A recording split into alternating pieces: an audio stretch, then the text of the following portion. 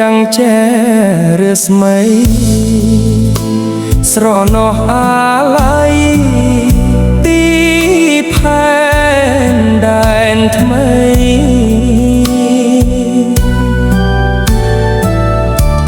ភូមិអូតាសេកស្រុកកំណើតខ្ញុំ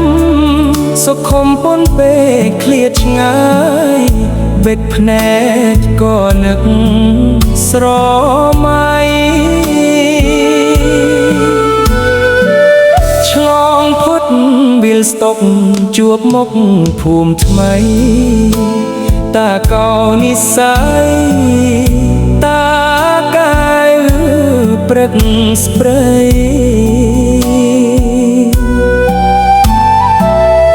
រៃយំរុំពងបាក់សាបកសៃស្រែកយំអើងកងនឹកឃើញដងβρងសងមិនចង់ឃ្លៀតមុខវាលតាឡែកនលែងស័ក្តិសិទ្ធិ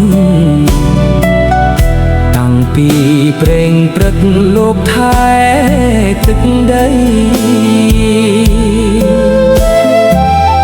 ព្រីងជួតាពីងមេឃភ្លៀងបើ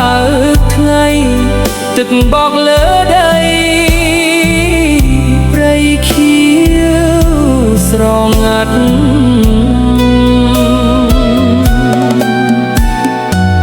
ស្រែជំរឿផ្លុងខ្ញុំផុងចិនតានឹកអនុសាតាំពីកុមារនាំគ្នាពួនស្កាត់ងូតទឹកបេះពួនស្រងែស្រងាត់ពេលនេះត្រូវប្រត់ឃ្លាតឆ្ងាយអ្នកហើយ